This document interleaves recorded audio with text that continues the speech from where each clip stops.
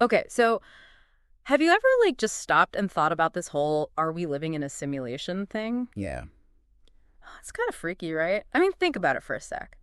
What if everything we see, everything we feel, even our thoughts, it's all just part of some giant computer program, you know? Like we're all just characters in some super advanced video game. Exactly. And it's not just some crazy science fiction idea anymore. I mean, you've got Elon Musk saying there's a good chance we're in a simulation. And he's not exactly known for being out there, right?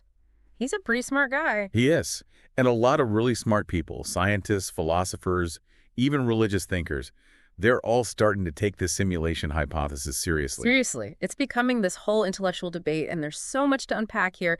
And that's exactly what we're diving into today. We're going deep into the simulation hypothesis. Absolutely. And we've got a ton of material from all different angles, Yeah. philosophy, science, even religion. It's going to be a wild ride, folks. So buckle up. Right. First, we're going to look at the whole history of this idea. Have people always wondered if reality is real? Oh, yeah. Turns out this isn't just some new techie question. People have been pondering this for centuries. Really? Who? Well, way back in ancient Greece, you had Plato with his Allegory of the cave. It's this idea of people trapped in a cave only seeing shadows on the wall. And they think the shadows are the real thing, right? Exactly. They have no idea. There's a whole world outside the cave. Hmm. Plato is saying that what we perceive might not be the whole picture. And then, fast forward a few centuries, you've got René Descartes. He was this French philosopher who came up with this evil demon idea. What if there's this powerful being tricking us, making us think things are real when they're not? Whoa. So basically the ancestor of the Matrix idea, right? Kind of. And even in ancient China, you had Zhuangzi with his famous dreaming butterfly story. He dreamed he was a butterfly, then woke up and couldn't tell if he was a man who dreamed he was a butterfly or a butterfly now dreaming he was a man. Trippy. So people have been questioning the nature of reality for a long time. But where does this simulation hypothesis really start to take shape? Well, a lot of people point to a philosopher named Nick Bostrom and his 2003 paper called Are You Living in a Computer Simulation? He kind of laid out the framework for thinking about this in a more structured way. Okay, so what's Bostrom's argument in a nutshell? He basically says there are three possibilities. One, humanity goes extinct before we ever get the tech to create these super realistic ancestor simulations, right? Okay, so we never reach that level of technology. Option two. Two, maybe we do reach that level, but post-human civilizations just decide not to run those simulations. Ethically, they decide it's wrong or something. Okay, so option one, we can't do it. Option two, we could do it, but we choose not to. What's the third option? Well, if neither of those is true, if we do reach that level and we do decide to run those simulations, then it becomes statistically very likely that we are in a simulation ourselves. Okay, now hold on. Explain that. Why does it become more likely we're in a simulation? Okay, so imagine a civilization that can create simulated universes, right? Yeah. Bostrom says they'd probably create tons of them, maybe even millions or billions. Why, though? Why so many? Well, think about it. If they can do it, why wouldn't they? Maybe for research, maybe for entertainment, maybe just for kicks. Okay, so lots and lots of simulated universes out there. Exactly. Now, here's where the statistics come in. If there are billions of simulations, then the vast majority of conscious beings would be living in those simulations, not in the original base reality. Oh, I see. So if there are way more simulated minds than real ones, then statistically speaking. We're probably one of the simulated ones. That's the core of Bostrom's argument. He even says, quote, if you can simulate your ancestors, you are probably in a simulation. Whoa. So if we can picture it happening, we're probably in it. That's a pretty mind-bending idea. It is. And that's why it's been so influential and controversial. Right. But there are some big ifs in this whole argument, right? Like what? Well, a big one is consciousness. Bostrom's argument assumes that consciousness can be simulated, that it's basically just information processing. So if our brains are like biological computers, then theoretically... A powerful enough computer could do the same thing, create a conscious mind. But what if consciousness isn't that simple? What if it's something more than just neurons firing? Yeah, that's a major question. We still don't fully understand consciousness. Could a computer really replicate everything about what it means to be a conscious being? And some critics say that claiming consciousness simulation is impossible is also a claim that needs evidence. So it's hard to prove either way, right? Exactly. It's a huge unknown. And then there's another big assumption in Bostrom's argument, one that's really hard to wrap your head around. What's that? Well, He assumes that all the laws of physics, everything we've learned about how the universe works, that it's all just a kind of emergent property of a simulation. Like a set of rules programmed into the simulation, right. But wouldn't that be incredibly complex? Incredibly. I mean, think about it. We've got these incredibly precise theories, like general relativity, quantum mechanics, all backed up by tons of experimental data. And this simulation hypothesis suggests that all of that might just be a consequence of how the simulation is programmed. Like a really, really advanced video game engine, but for the entire universe. Yeah. And we're not even close to having the computing power to do anything like that ourselves. But some physicists are even looking for evidence that our universe might actually be built on some kind of grid, like pixels in a video game. Really? Are they like finding giant cosmic pixels out there? Well, not exactly, but they're looking for anomalies in things like cosmic rays, these super high-energy particles that bombard Earth from space. The idea is if there's a grid structure to the universe, it might subtly affect how these particles are distributed. So far, though, nothing definitive, right? Not yet. The universe seems pretty smooth and continuous at the scales we can observe, but it's still an active area of research. And then you've got this whole idea of nested simulations, where you have simulations within simulations. Okay, that's where things get really Inception-like, right? Like reality stacked inside each other. Yeah. Bostrom suggests that these nested simulations might need to cut corners to save on computing power. Like, maybe the simulation only renders things in detail when they're being observed. Oh, like how in video games, the really far-off scenery isn't rendered in as much detail until you get closer. Exactly. Bostrom calls this on-demand rendering. So the idea is that maybe the simulation is like, okay, no one's looking at that distant galaxy right now, so I'm not going to bother simulating all those stars and planets in high definition. Right, and it only fills in the details when someone actually points a telescope in that direction. Chuck Nice joked with Neil deGrasse Tyson that maybe the speed of light is a resource-saving limit in the simulation. So we can only explore so fast. Right. But how would the simulation even know what we're about to observe? I mean, does it have some kind of mind-reading program running alongside the physics engine? Yeah, that's a big criticism. How could the simulation keep track of what billions of conscious beings are thinking and looking at?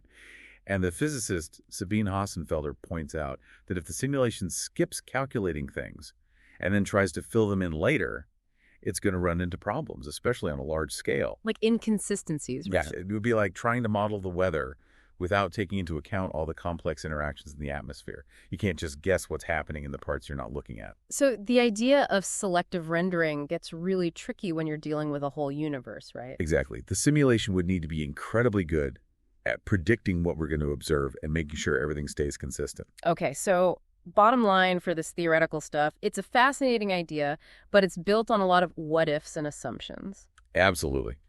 The existence of other civilizations, the possibility of simulating consciousness, even the idea that all of physics can be replicated in a computer program, these are all huge unknowns. Yeah. And we just don't have any solid evidence yet. Okay, so let's shift gears and talk about the science. Are scientists actively looking for evidence of a simulation? Like, are they trying to find glitches in the matrix? Well, it's kind of a mixed bag. Some scientists take it seriously and are actively looking for ways to test it. Others think it's just not testable, or that it's, just not real science. So for the scientists who are trying to test it, what are they doing? What kind of experiments are we talking about?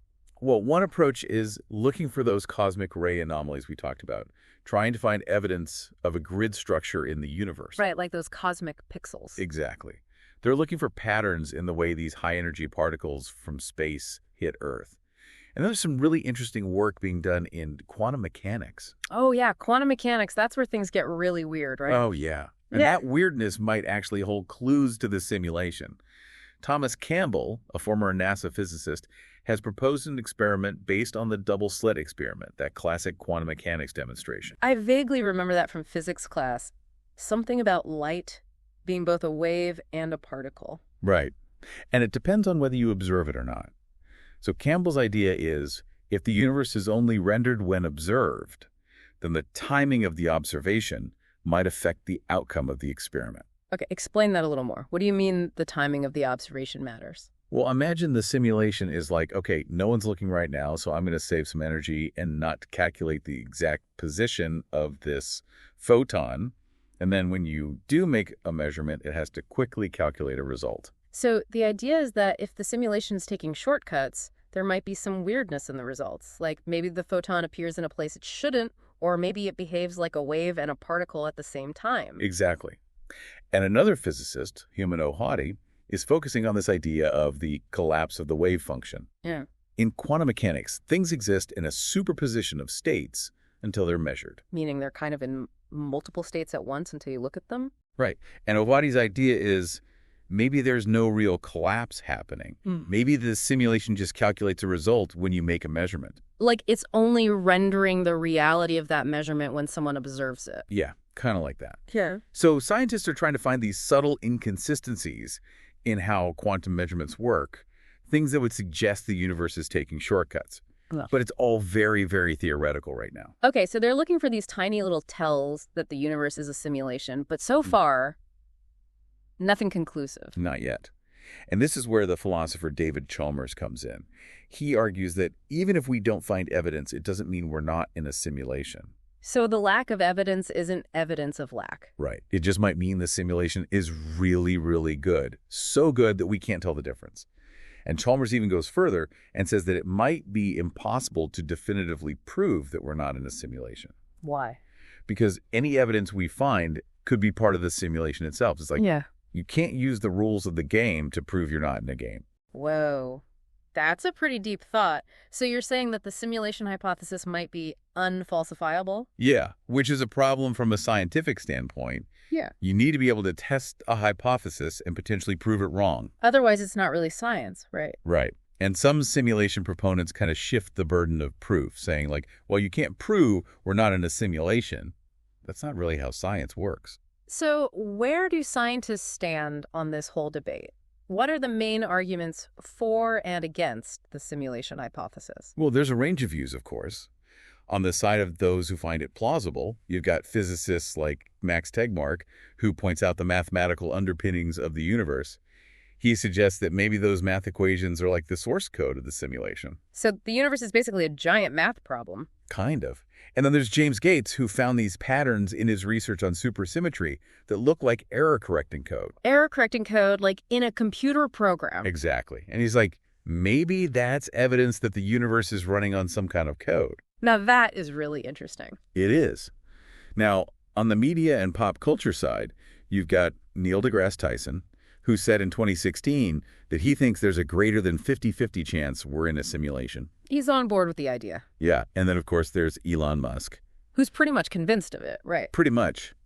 He often talks about the rapid progress in simulation technology and says it's basically inevitable that we'll be able to create photorealistic simulations eventually.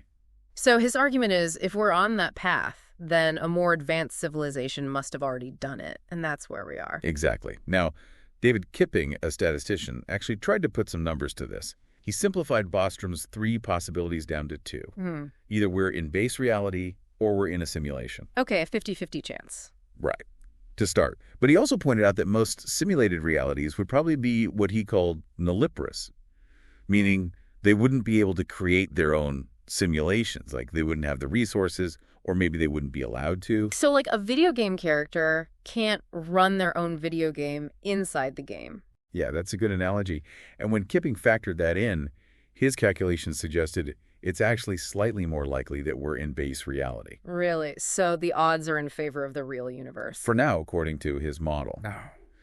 But he made this really crucial point. He said that if we ever create a simulation with conscious beings, then the probability would shift drastically in favor of us being in a simulation. Oh, because it would prove it's possible? Exactly. And he joked that we should celebrate such a creation while simultaneously realizing that we're probably simulated ourselves. But not everyone buys into these probability arguments. Like who? Lisa Randall, a physicist, has been very critical.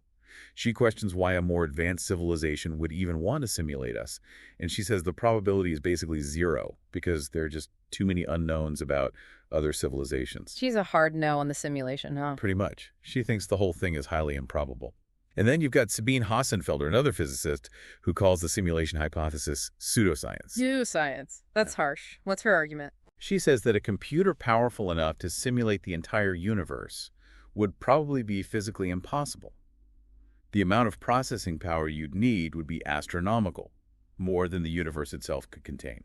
That makes sense. How could a smaller system simulate something bigger and more complex than itself?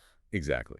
She also points out that we can't even perfectly simulate things like gravity on a computer right now, let alone the whole universe. Yeah. And for Hassenfelder, the simulation hypothesis is basically just a belief system, not a scientific theory, because you can't really test it. It goes back to that falsifiability problem, right? Right. Any evidence you find could just be part of the simulation.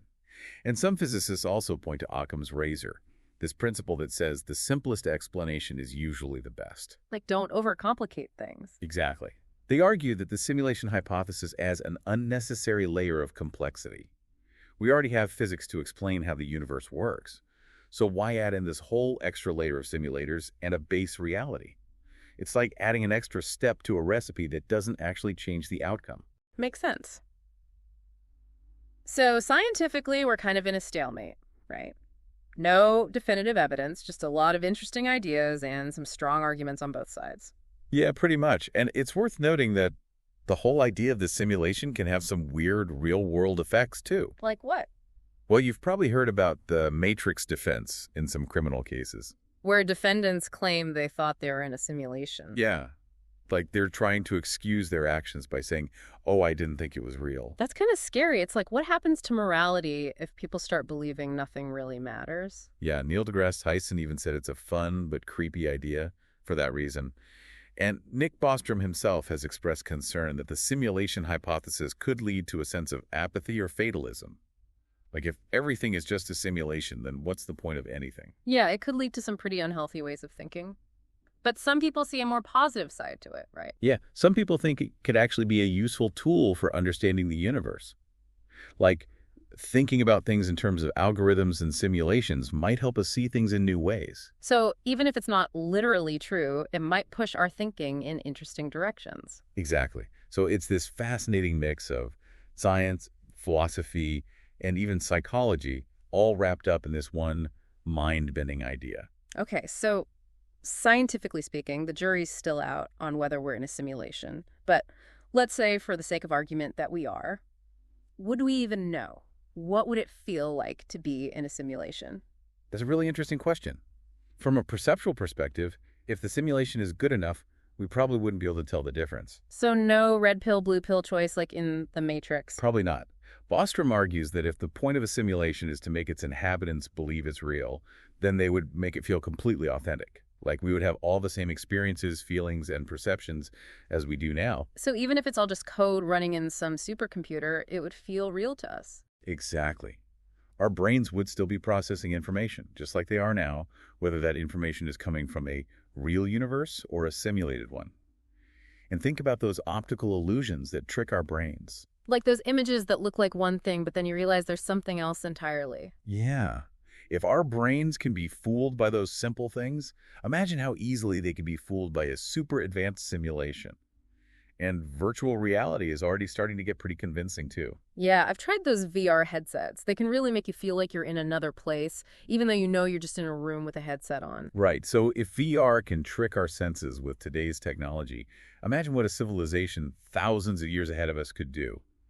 They can make a simulation that feels completely real. It's like that brain in a vat thought experiment. Where a brain is kept alive and fed sensory information. Exactly. If you could simulate all the sensory input to a brain, it would have no way of knowing that it wasn't in a real body. So in theory, our entire experience could be simulated, even without a physical body. Yeah, that's a pretty wild thought. So if we can't rely on our senses to tell us if we're in a simulation, is there any way to know for sure? Well, some people think we might be able to find glitches in the simulation, like inconsistencies in the laws of physics. Like a plot hole in a movie, but for reality. Kinda. Imagine if scientists suddenly discovered that energy wasn't being conserved in a closed system, or that something moved faster than the speed of light. Those would be pretty big clues that something was up. Like the universe suddenly broke its own rules. Yeah, but so far, no one has found any definitive glitches like that. Some people joke that things like déjà vu or weird coincidences are glitches, but that's not really what scientists are looking for. So those quantum experiments we talked about earlier, those are trying to find more subtle glitches. Exactly. They're looking for inconsistencies in the way the universe works at a very fundamental level. But Scott Aronson, a computer scientist, has pointed out that any obvious glitches would probably be really noticeable. Like, if there was a god, they'd probably just appear in the clouds to prove it. Laughs. Okay, that's a pretty good point. So if there are glitches, they're probably really, really subtle. Yeah, and our brains might even be filtering them out so that our reality seems consistent. Now, one last thing to think about from the perceptual perspective: free will. Oh, yeah. That's a big one. If we're in a simulation, do we even have free will, or is everything predetermined? That's a tough one.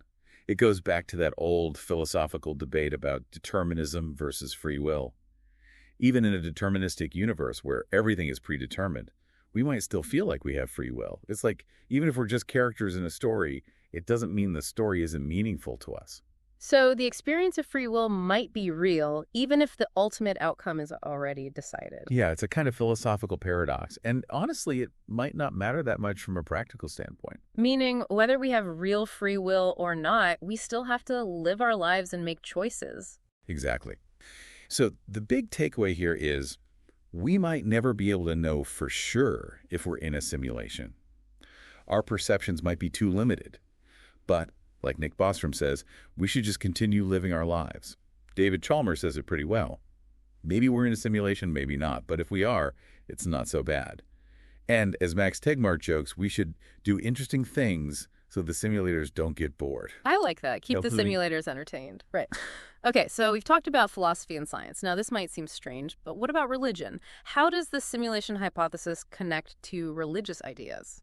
Well, it might sound weird, but there are actually some interesting parallels between the simulation hypothesis and religious beliefs. Really? Like what?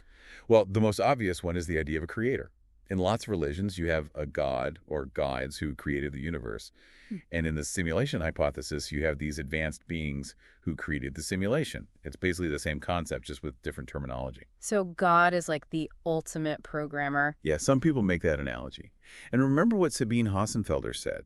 She pointed out that believing in a hidden, all-knowing being who can interfere with the laws of nature is a common theme in both religion and the simulation hypothesis. So maybe miracles are just the programmers tweaking the code.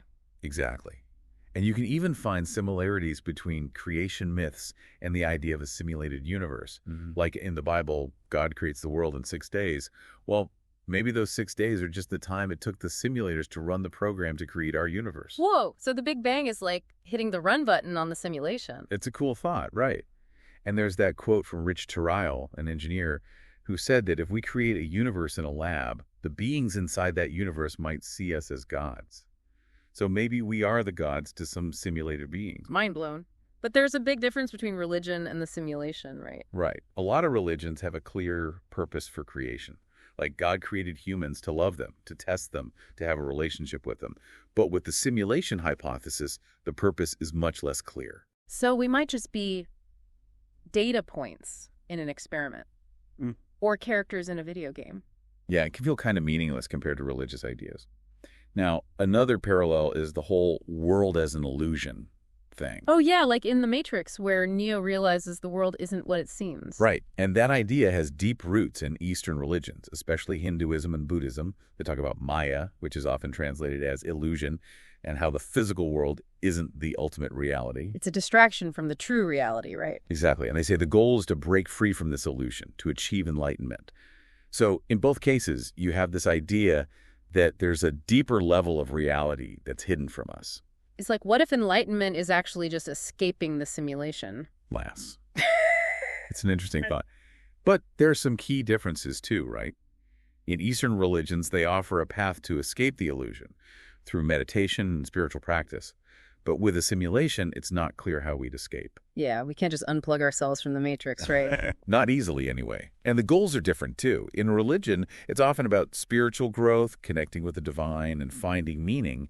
But in the simulation, the purpose might just be, well, we don't know. Maybe it's just an experiment, or maybe it's just for entertainment. So the simulation might be a lot less spiritually fulfilling. Potentially, yeah.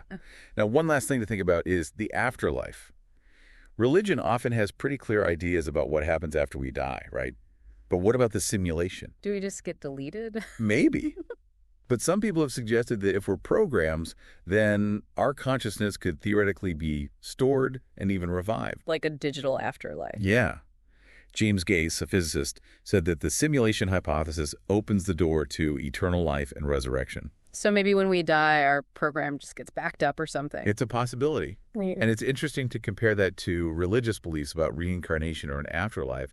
It's like the simulation hypothesis gives us a technological way to think about these age-old questions. So with all these parallels, is the simulation hypothesis basically a new form of religion? Some people think so, especially with the rapid spread of the idea and how seriously some people take it. There's an article called The Simulation Hypothesis and the Ultimate Religion that argues it's becoming like a belief system, particularly for the tech elite. The ultimate religion. That's pretty strong language. Yeah, it is. And the article says it's soon becoming the ultimate religion of the modern world. And you can see how it kind of functions like a religion in some ways. Like how? Well, it offers answers to big questions like where we came from and what the nature of reality is. And it often requires a leap of faith because we can't really prove it. So it's a belief system, even if it doesn't have all the rituals and stuff of traditional religions. Right. It might be fulfilling a similar need for humans to make sense of the world. And Sabine Hossenfelder even said that the simulation hypothesis is a kind of religion in disguise because it's ultimately based on belief, not on evidence. So she sees it as faith masquerading as science. Yeah, pretty much. And it's interesting to compare it to the intelligent design movement, which also says the universe was designed, but by a god, not by simulators. So same basic idea, different designers. Exactly. And some theologians have even said that the simulation hypothesis could be compatible with their religious beliefs, like maybe God used a simulation to create the universe. So it's blurring the lines between science and religion. Yeah, it definitely is. And that's what makes it so interesting. It's forcing us to think about these big questions in new ways. So to sum up the religious perspective, there are similarities with the ideas of a creator and the world being an illusion, and it even offers a new way to think about the afterlife. But it's also different from traditional religions in some key ways, especially in terms of purpose and morality. Right. It might be a new kind of myth for a technological age. Yeah, that's a good way to put it. Well, this has been quite a journey, hasn't it? We've gone from ancient philosophers to cutting-edge science to religious ideas, all trying to answer this one question: are we living in a simulation? Yeah, it's a question that spans millennia and disciplines. And the bottom line is, we don't know for sure. There's no smoking gun, no definitive proof either way. But we've explored some fascinating arguments and perspectives along the way. Bostrom's probability argument, Kipping's statistical analysis, the search for glitches, the philosophical implications. It's all incredibly thought-provoking. And even if we never get a definitive answer, the act of exploring this question makes us think about the nature of reality, the limits of our knowledge, and our place in the cosmos. Absolutely. And whether we're in base reality or in a simulation, our lives still have meaning. Our experiences are still real to us. And like those wise people said, we should just keep on living, keep on searching, keep on being curious. I like that. So keep doing interesting things, folks. Keep those simulators entertained. And who knows, maybe one day we'll get a glimpse behind the curtain. Maybe we will. But till then, let's keep exploring and enjoy the ride, whatever reality we find ourselves in.